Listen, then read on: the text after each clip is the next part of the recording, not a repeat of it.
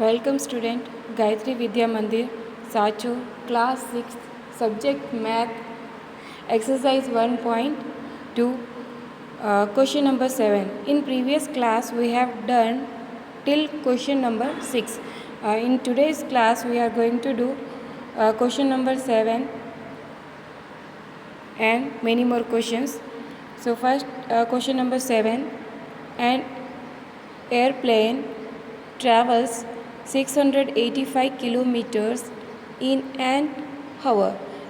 Aeroplane जो है वो 685 किलोमीटर चलती है इन एन हावर, एक घंटे में 685 किलोमीटर चलती है। How much distance would it cover in 36 हावर। अगर वो एरोप्लेन 36 हावर्स चले तो कितना डिस्टेंस वो कवर करेगी। तो सोल्यूशन होगा, in 1 hour distance travelled by aeroplane equal to 685 kilometre as given in question. जैसे क्वेश्चन में दे रखा है कि 1 हावर में जो एरोप्लेन है वो कितना डिस्टेंस ट्रैवल करता है, 685 kilometre. Thus in 36 hours distance travelled by aeroplane equal to, तो 36 हावर्स में जो एरोप्लेन डिस्टेंस कवर करेगा वो कितना होगा, हमें मल्टीप्लाई करना पड़ेगा। 685 को 36 से मल्टीप्लाई करेंगे तो हमें पता चल जाएगा कि 36 हावर्स में एरोप्लेन कितना डिस्टेंस कवर करता है। सो जब हम 685 को 36 से मल्टीप्लाई करते हैं तो अपना आंसर जो बनेगा वो है 24,660 kilometre. Next question number 8. A trader paid 18,57,750 for buying 150 television sets. एक व्यापारी है जिसने 18,57,750 पैसे दिए 150 टेलीविज़न सेट्स खरीदने के लिए। टेलीविज़न सेट्स खरीदने के लिए, और टोटल कितने टेलीविज़न सेट्स थे, 150 टेलीविज़न थे। Find out the cost of 1 television set. तो एक टेलीविज़न सेट के लिए कितना उस ट्रेडर को पे करना पड़ा, उस व्यापारी को कितना पे करना पड़ा। तो हमें क्या करना पड़ेगा, हमें डिवीज़न करना पड़ेगा, क्योंकि हमें यहाँ पे जो ये वैल्यू दे रखी है, ये जो रुपीस दे रखे हैं वो कितने टेलीविज़न के दे रखे हैं, 150 टेलीविज़न के दे रखे हैं। और हमें क्या पता करना है, 1 टेलीविज़न की वैल्यू कितनी होगी वो पता करना है। और अगर 1 टेलीविज़न की वैल्यू फाइंड आउट करना है तो इसके लिए हमें डिवीज़न करना पड़ेगा। तो हम डिवीज़न करेंगे। First of all we will write cost of 150 television set equal to 18,57,750। So cost of 150 television set कितना है, 18,57,750, जैसे कि in question it is given, question में दे रखा है। Thus cost of 1 television set. So 1 television की कॉस्ट कितनी होगी, मैंने आपको पहले भी बताया, हमें डिवाइड करना पड़ेगा। सो 18,57,750 अपॉन 150 हमें डिवाइड करना पड़ेगा। जब हम डिवाइड करेंगे तो कॉस्ट कितनी आएगी, 12,385। So the cost of 1 television would be 12,385. Question number 9. A student multiplied 5,068 with 36 instead of 63. एक स्टूडेंट है, उसको 5,068 को मल्टीप्लाई करना था 63 से, बट बाय मिस्टेक उसने क्या कर दिया, 5,068 को किससे मल्टीप्लाई कर दिया, 36 से मल्टीप्लाई कर दिया। Find out the difference in both answers. अब जो आंसर्स में जो डिफरेंस आएगा, डिफरेंस मीन्स अंतर जो आएगा वो हमें पता करना है। So solution would be multiplying 5068 by 63। अब 5068 को 63 से जो मल्टीप्लाई करेंगे, जो अपना करेक्ट मल्टीप्लिकेशन है, क्योंकि स्टूडेंट को किससे मल्टीप्लाई करना था, 63 से ही मल्टीप्लाई करना था, लेकिन बाय मिस्टेक उसने 36 से मल्टीप्लाई कर दिया था। तो 5068 को 63 से मल्टीप्लाई करेंगे। देखिए यहाँ पे मल्टीप्लाई करके दे रखा है, यहाँ पे बीच में इक्वल टू का साइन होना चाहिए था, बट यहाँ पे नहीं दे रखा है। तो आप अपनी नोटबुक में राइट डाउन करते वक्त ध्यान रखोगे कि बीच में इक्वल टू का साइन लगाओगे। 5068 को मल्टीप्लाई करेंगे 63 से, तो अपना आंसर क्या आएगा, 3,19,284। और जो रॉन्ग मल्टीप्लिकेशन है उसका क्या आंसर आएगा, मल्टीप्लाइंग 5068 बाय 36। स्टूडेंट ने किससे मल्टीप्लाई कर दिया था, 36 से मल्टीप्लाई कर दिया था। यहाँ पे भी इक्वल टू साइन करना था जो कर रखा हुआ है। आपको अपने नोटबुक में नोट डाउन करते टाइम इक्वल टू साइन लगाना है। 5068 इंटू 36 जब हम मल्टीप्लाई करेंगे तो आंसर आएगा 1,82,448। अब डिफरेंस, हमें तो डिफरेंस फाइंड आउट करना है। जब 5068 को 63 से मल्टीप्लाई करते हैं और 5068 को 36 से मल्टीप्लाई करते हैं तो उसके जो आंसर आते हैं उनके बीच में क्या डिफरेंस होता है, वही अपना आंसर है।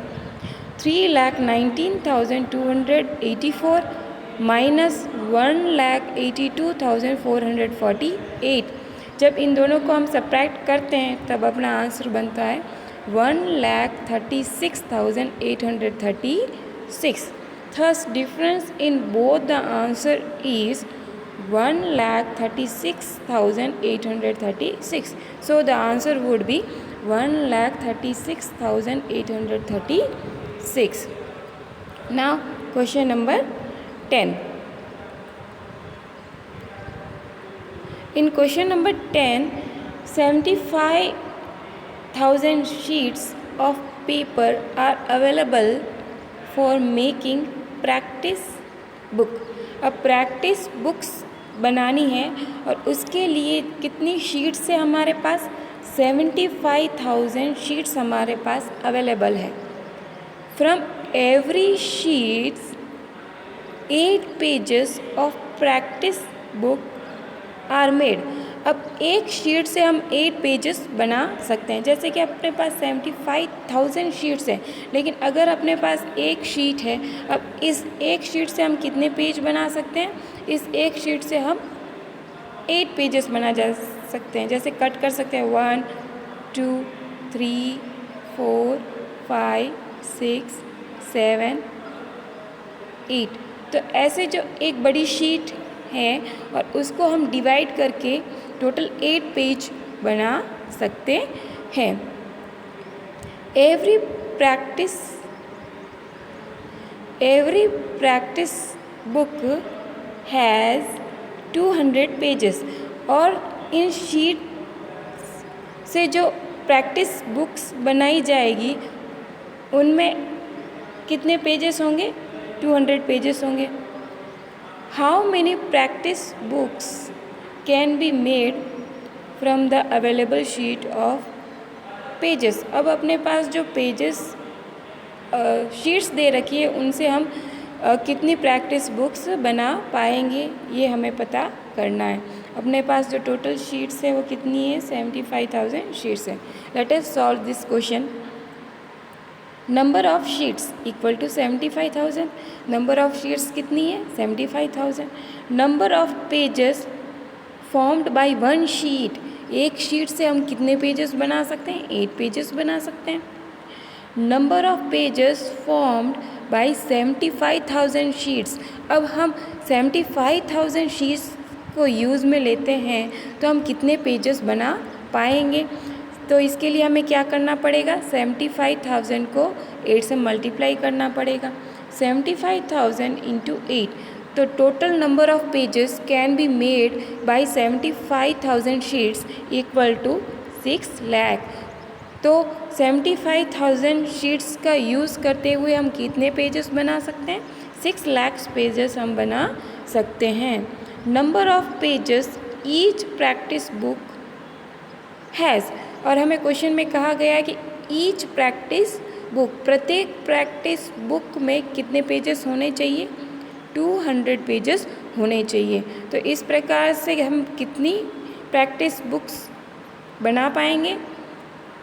Thus number of books made equal to 6 lakh divided by 200। 6 lakh में 200 से डिवाइड करेंगे तब जो अपना आंसर आएगा वो कितना आएगा, 3000 आंसर आएगा। That means total number of practice books can be made by 75,000 sheets is equal to 3000। तो हम कितनी बुक्स बना पाएंगे, 75,000 शीट्स से 3000 बुक्स हम बना पाएंगे। Question number 11,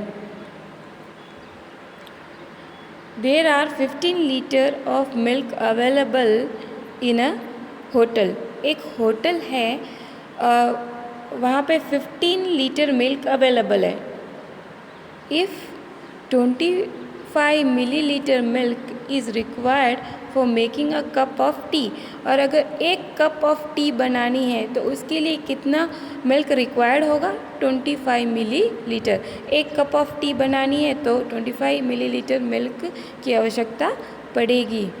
how many cup of T can be made from 50 litre of milk. अब होटल में तो 15 लीटर मिल्क अवेलेबल है, तो 15 लीटर मिल्क से कितने कप ऑफ टी बनाई जा सकती है। So solution, available milk equal to 15 litre.